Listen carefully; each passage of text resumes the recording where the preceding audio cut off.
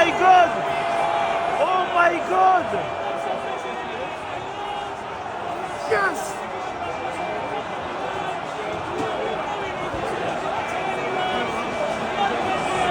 Salut les fumiers, j'espère que vous allez bien. Aujourd'hui, débrief du match de la Ligue des Champions, Manchester City face au Real Madrid. Victoire 3-2 du Real Madrid. C'était vraiment un match incroyable. Il y a beaucoup de choses à dire. Et aujourd'hui, je suis accompagné de mon ami Gilles Chris. Comment tu vas, Gilles Chris? Salut, salut Titi, salut à tous. Salut les fumiers, c'est ça? Ouais, salut les fumiers. Exactement, bon, salut les fumiers également. Gilles Chris, C'est l'animateur, animateur, producteur. Esprit Madridistas. Exactement, Esprit Madridista, le podcast 100% Real Madrid en français. Le premier Le premier, du ouais. genre. Après, voilà, on a vu que tous ceux qui sont sur YouTube et qui font du travail, du bon travail et qui parlent du Real, ben, on fait partie. C'est gentil, c'est gentil. Mais c'est pour ça qu'on est là en plus. Ouais, donc, c'est pour ça qu'on est là parce que oui, effectivement, là on est à l'hôtel à Manchester. Oui, on a pu assister au match et franchement, il y a beaucoup de choses à dire. C'était incroyable. Ouais. Victoire 3-2. C'était un match pas du tout facile Mhm. pour le Real Madrid. On a vu un Real Madrid sur toute la première mi-temps, comment dire, avoir le contrôle du jeu, mais ne pas être efficace. Et ça s'est payé cash parce que Manchester City a marqué. Ouais.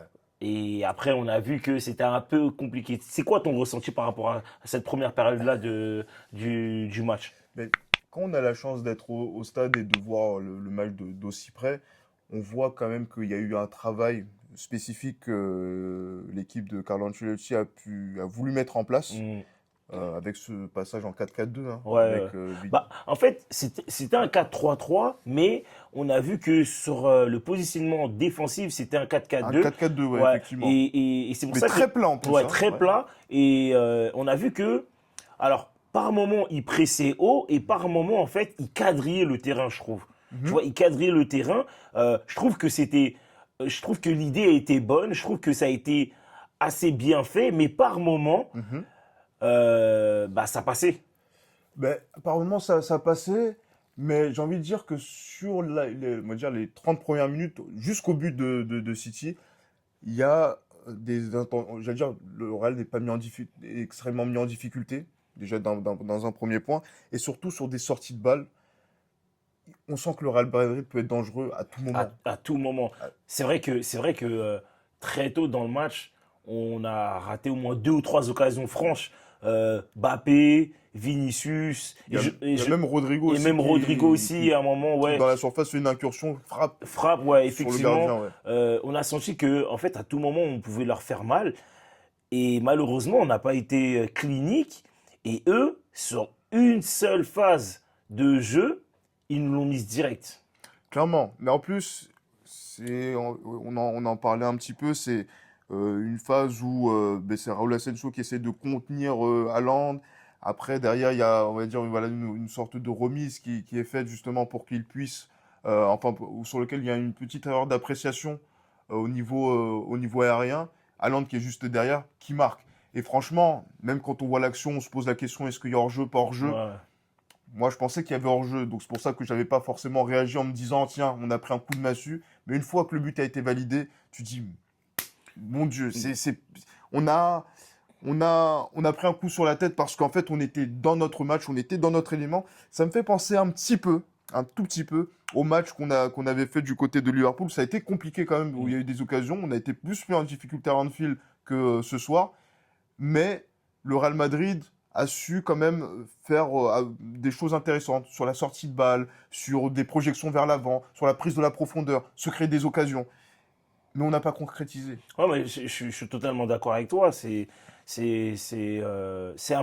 un peu frustrant, franchement, la Ouais, première mi-temps. totalement. Euh, Franchement, quand je voyais ça, je me suis dit, ah, le Real, ils vont vraiment dérouler sur eux. Et finalement, bon, ils ont raté beaucoup d'occasions. Et après, finalement, c'est Haaland qui a marqué. Et là, à partir de ce moment-là, on a vu quand même un Real Madrid prendre un petit coup sur la tête. Ah ouais. Et là, à partir de ce moment-là, on a vu un City un peu dérouler son jeu C'est à ça. l'image de John Stones. Moi, John Stones, j'ai vu que en fait, il a pu jouer son football et que personne l'a gêné. Et en parlant de gênance, je trouve que au milieu de terrain, notamment Camavinga, il était souvent en retard. Il y avait souvent des erreurs de placement. Alors, c'était pas des erreurs qui fait que derrière il y avait un boulevard et si tu pouvais nous dérouler dessus, mais tu sentais que juste le fait qu'ils soient en retard par moment, juste le fait qu'ils mettent pas l'agressivité au bon moment et tout, et ben en fait ça crée un décalage qui fait que derrière City pouvait jouer son football en fait après ce but-là. Après, ils pouvaient jouer leur football, ils ont mis le pied sur le ballon. Donc, du Effectivement. coup, c'est ce que qu'aiment les équipes de Guardiola. Et après, c'est vrai que par rapport à Camavinga, c'est cette agressivité où, en fait, tu sens quand même, c'est vrai qu'on n'était pas forcément d'accord vu de la tribune, du fait que il est quand même sur le retour après une certaine Physiquement, il blessure. est pas à 100%, c'est vrai. J'allais dire que cette saison, il y a eu le début de saison qu'il n'a pas joué pendant 3 mois. Il est revenu. Après, maintenant, il s'est encore reblessé en début d'année. Mhm. Il revient encore là. On va dire qu'il n'est pas forcément à 100%. On a l'impression qu'il y a une certaine gestion. Et surtout, il vient sur des matchs de très haut niveau. Ouais, effectivement. Ouais. En plus, titulaire. C'est vrai.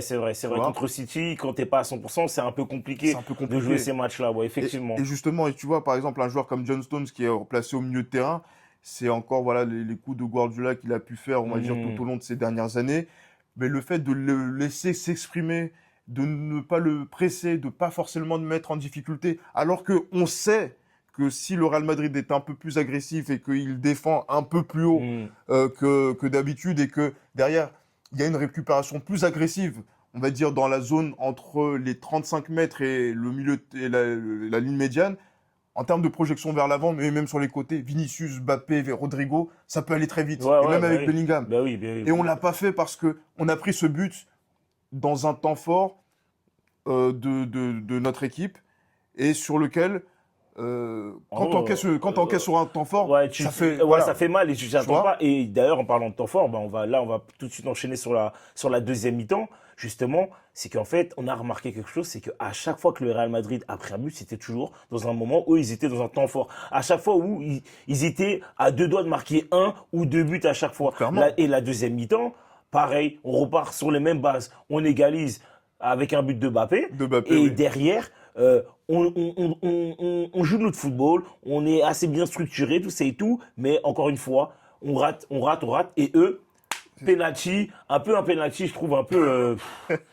Ouais, pour moi, il y a penalty. Après, Il y a penalty, mais en fait, je dirais pas qu'il y a pas, je dirais pas forcément, ouais, il y a pas penalty, mais je trouve que c'était un peu en fait, dur, tu on vois. a fait preuve Parce de que naïveté, je parce pense. que sur l'action, je trouve que Foden, il est en retard. Mais ça se siffle et il n'y a Ouais. pas scandale. Tu sais pourquoi? C'est parce qu'en fait, je pense que c'est la posture de Ceballos par rapport Par rapport à Foden, qui fait que. Et ouais, le contact, il est assez haut dans le haut du corps. Parce que là, si ça se joue, on va dire au millimètre, tu peux. Ouais, tu peux, ouais. Mais le t'en contact sortir. existe. Le contact existe. Mais après, tu vois pourquoi je dis ça? Parce que aussi, par moment, j'ai vu aussi des petites erreurs. Même si l'arbitre, il était excellent, il y avait des petites erreurs où je me dis, ah, c'est ricra. Par exemple, la faute en dehors de mais à 2 mètres de la surface de réparation sur Bellingham. Même Ouais. toi, t'as gueulé, tu te dis, mais il y a faute, tu vois, ou pas ce que je veux dire. Tellement c'était Ouais, truc. ouais. Mais en vrai, on va vite passer au niveau de l'arbitre. Mais sinon, la deuxième mi-temps, le Real Madrid, ils sont repartis sur les mêmes bases que la première mi-temps. Exactement. Et ils ont joué leur football, ils ont pris un deuxième but sur le penalty, effectivement. Ils ont remarqué, mais même après ça, on s'est dit qu'il manquait quelque chose. Et justement, tu disais, mais Carlo Ancelotti, qu'est-ce qu'il attend pour faire le changement? Il a fait à la 81e minute Oui, ou la mais, 82e minute. il a fallu encaisser pour qu'il y ait Voilà. des changements. Et ça, c'est un souci d'ailleurs de sa Ouais. part. Mais Brahim Diaz, décisif.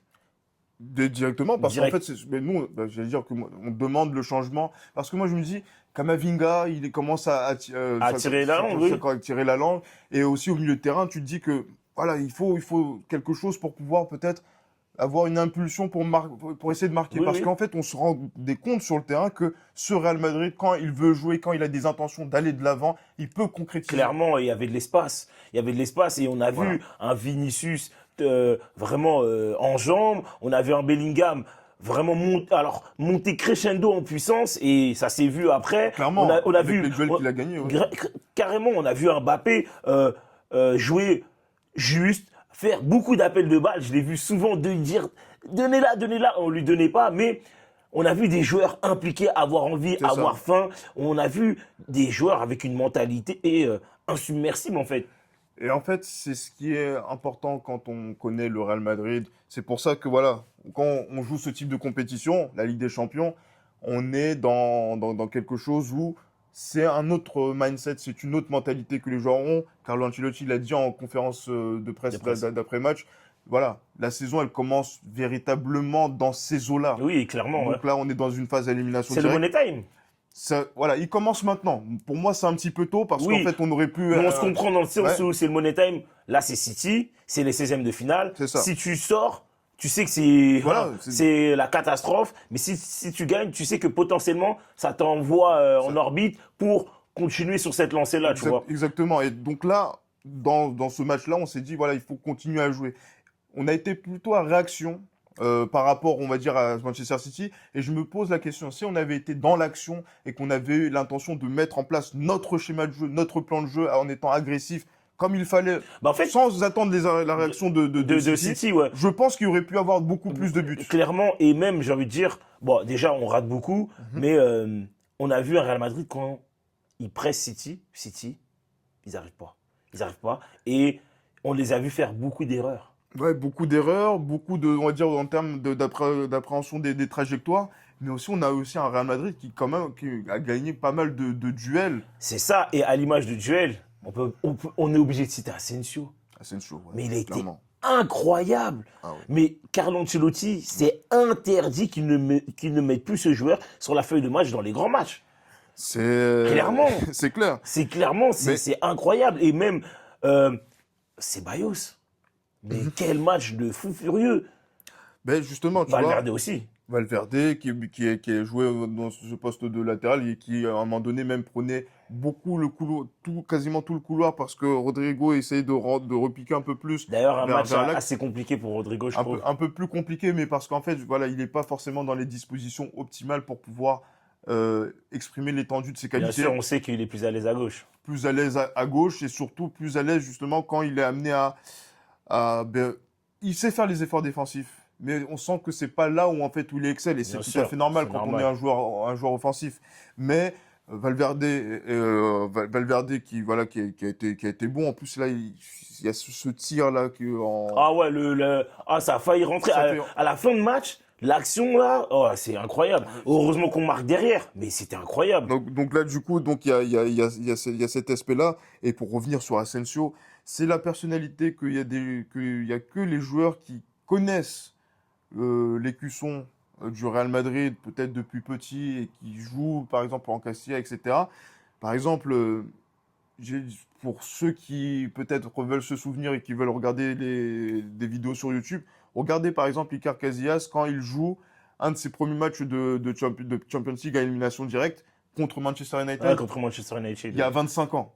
J'allais dire il y a 0-0 au Bernabeu et après il faut faire le match, j'allais dire le match de l'année le match pour pouvoir se qualifier. effectivement, oui. Et en fait, il a montré beaucoup de personnalité. Ouais, Et clairement. c'est cette personnalité qu'en fait tu construis au fur et à mesure de ton histoire Mhm. et c'est à partir de là que tu deviens un grand joueur ouais, et un effectivement. grand joueur du Real Madrid. Non, mais c'est vrai, c'est vrai. Et ça, ce que Asensio il a fait, c'est vraiment monumental. inévitablement. Franchement, c'est incroyable. Franchement, c'est incroyable. Donc voilà, hein, victoire 3-2 du Real Madrid. Je trouve que même le score est gentil parce que je pense qu'on méritait bien mieux en termes de score. Mais en tout cas, on part avec l'avantage. Faut pas oublier que City, ça faisait 3 ans qu'ils n'avaient pas perdu à domicile en Ligue des Champions. Et là, du coup, on leur a fait subir cette défaite-là. Le match retour sera chez nous, en espérant le retour de Rudiger et d'autres, et en espérant un Real Madrid autant sérieux qu'on les a vus aujourd'hui. Et voilà quoi. Franchement, c'était incroyable. Ah, c'était incroyable. En plus, là, c'est la 300e victoire du Real, Du Real Madrid. en Coupe d'Europe, en C1. C'est quelque chose qui, quand même, c'est toujours le Real Madrid qui a des chiffres incroyables en termes de records, en termes d'aboutissement. En parlant de record, Kylian Mbappé a dépassé Thierry Henry avec ce but-là. Avec ce but, ouais. J'allais dire Donc, que même en ne faisant pas forcément exprès, il a l'intention de tirer, Mais bon, le ballon part de l'autre côté. Ouais, ça fait un effet Ça- un peu, mais bon, c'est comme ça, Mais- c'est le football. C'est lui qui a provoqué quand même Mais ça. effectivement, Donc, mais voilà, il dépasse sur Henry. ouais. Donc, Donc, bah après, voilà, maintenant il faut aller chercher Karim Benzema. ouais, C'est encore une c'est un autre. peu plus compliqué. Voilà. On verra. Et donc, et quand il faut aller le chercher, il faut aller le chercher aussi dans Ouais. les buts importants qu'il a pu nous apporter au cours des 15 années qu'il a fait au Ouais, Real Madrid. ouais, clairement. Mais voilà, il écrit le début de son histoire en marquant contre City. On l'attendait. Ouais. Et maintenant, il faut Et- finir le travail dans 8 Ouais, jours. voilà, dans 8 jours. Bah, en tout cas, voilà, hein, c'est la fin du débrief, les amis. Nous, franchement, on a kiffé. Ouais. Sachez que j'ai fait un vlog, j'ai commencé à filmer quelques petits trucs et tout, assez cool. N'hésitez pas à vous abonner à la chaîne, d'accord? À vous abonner, Ouais. à laisser un petit like, à laisser un petit commentaire pour avoir votre avis sur ce match-là. Surtout, abonnez-vous à Esprit Madridistas, Twitter, podcast. Ouais, sur le podcast, donc Esprit Real Madrid, et après sur toutes les plateformes de streaming musical, Apple Podcasts, Spotify, Deezer, Amazon Music, j'allais dire, ouais, Tout ce que vous connaissez en termes de trucs pour écouter. Donc, peut-être on va revenir sur YouTube. donc, on va voir comment comment Ok. on va faire, mais voilà, on est partout sur tout ce qui va être au niveau de l'audio. Et après, voilà, sur les vidéos, ben, vous avez Titi, vous en avez d'autres également qui suivent le Real Madrid. Et c'est vraiment une énergie où on a l'impression qu'on essaye d'avancer ensemble pour faire en sorte que le madridismo francophone il puisse progresser, et ça fait plaisir. ouais, en tout cas, on a kiffé le match. En plus, on part avec la victoire. Franchement, il y avait rien de mieux là qui pouvait nous arriver.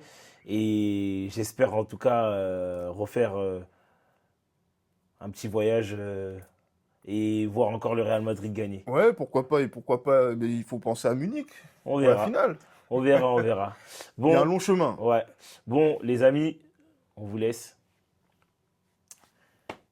Ciao les fumiers. Ciao, merci beaucoup Titi, ça fait plaisir.